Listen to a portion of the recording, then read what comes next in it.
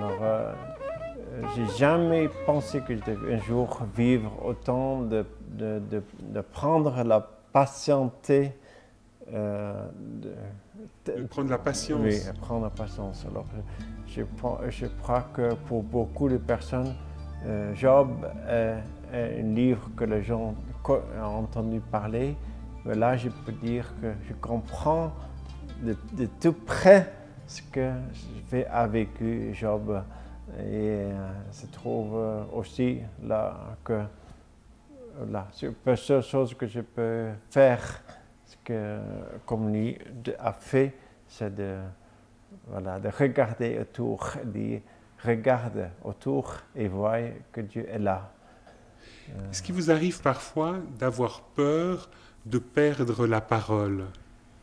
Oui, la raison aussi que je demandais aujourd'hui de venir, c'est que c'est très réel, une peur qu'il y a, après avoir fait le diagnostic de cette maladie, qu'il n'y a pas un traitement possible.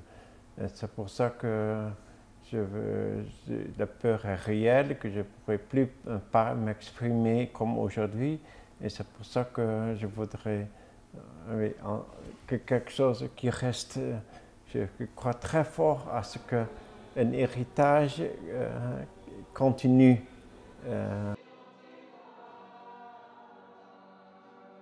Il se passe depuis 20 ou 30 ans depuis. Moi, j'ai reçu cet appel pour ce pays du Maghreb. Je passe des choses qui ne sont jamais passées auparavant. Dans le début de l'islam, où il n'y a aucune chose qui ressemble à ce qui a passé dans les 20-30 ans qui viennent de passer. Dans le nombre de personnes. C'est quoi ces choses qui, à votre avis? Le nombre de personnes qui trouvent Jésus a beaucoup dépassé. C'est seulement 20 ans que 1400 ans auparavant. Mais je pense que mon espoir, que cette situation qui se passe aujourd'hui, cette révolution en Tunisie et en Afrique du Nord, amène à ce que les gens voient le vrai visage de ce dictateur ou ce système qui leur a censuré de connaître la vérité, de connaître vraiment le Dieu vivant. Personnellement, j'aime beaucoup les peuples berbères. Et au Maroc, c'est la moitié de la population sont berbères aussi, berbères et kabyles, comme kabyle berbère ou berbère comme on dit au Maroc. Et j'ai passé des années à s'aimer d'un village à l'autre, que touchant un village à la fois, en se rendant compte qu'il y avait des dizaines de milliers de villages qu'on n'avait jamais touché vraiment. Mais c'était juste parce que c'était la période que c'était possible d'aller dans ma maison faire le film de Jésus en langue tamazight, que ce soit disponible. Et à chaque village, en quelques moments, tout le monde allait prendre 3 corps en couverture et 10 hommes allaient regarder le film de Jésus. Et il dit, oh, pour la première fois, ce Dieu se révèle à nous. C'est Dieu qui se révélait aux Juifs, après chrétiens.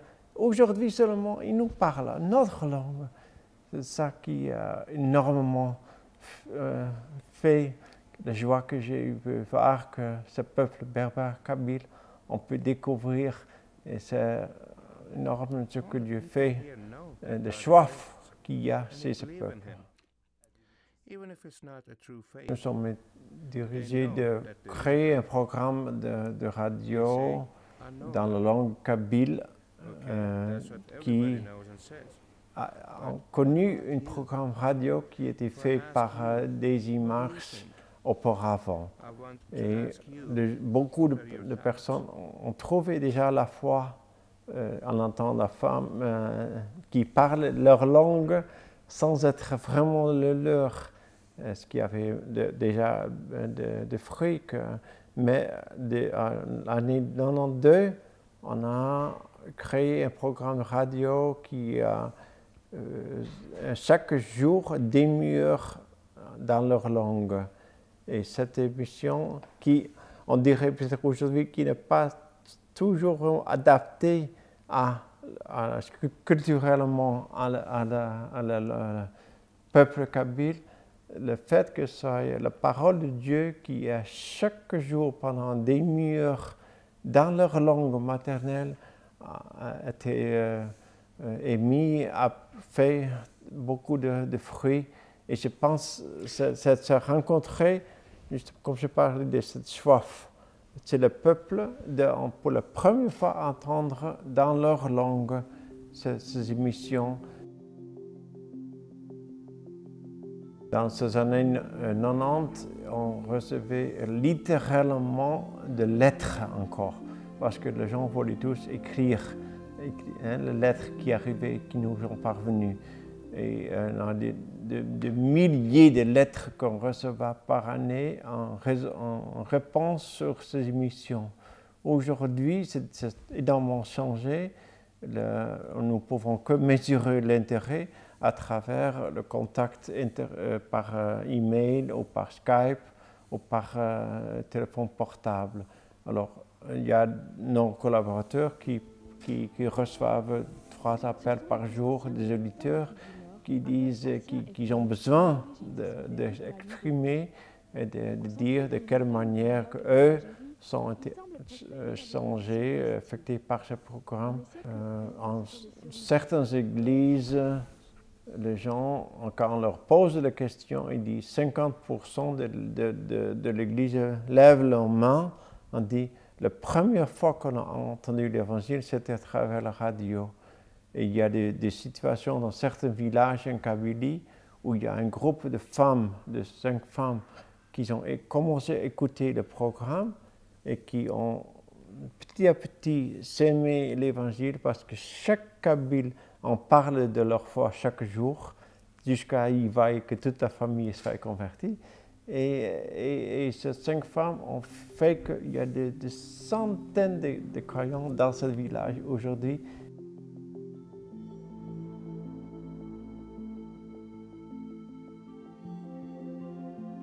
Et ma prière, c'est de cette liberté religieuse soit aujourd'hui particulièrement, qui est en jeu, très fortement en jeu en Tunisie, en Égypte, que soit le gouvernement puisse se former, qui vont tenir compte de cette importance qu'il y a un gouvernement qui permette la population de leur pays d'entendre, de choisir librement comme ils désirent, les gens désirent choisir librement.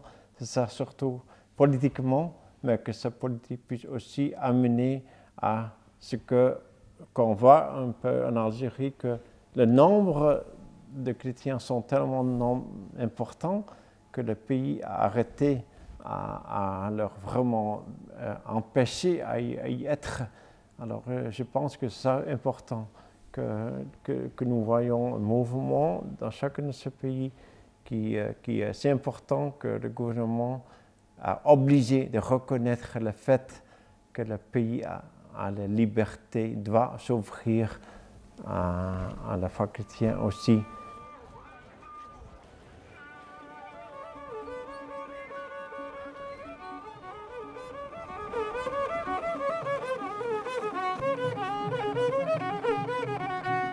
ولا بد للموت لا بد للموت لا بد انسى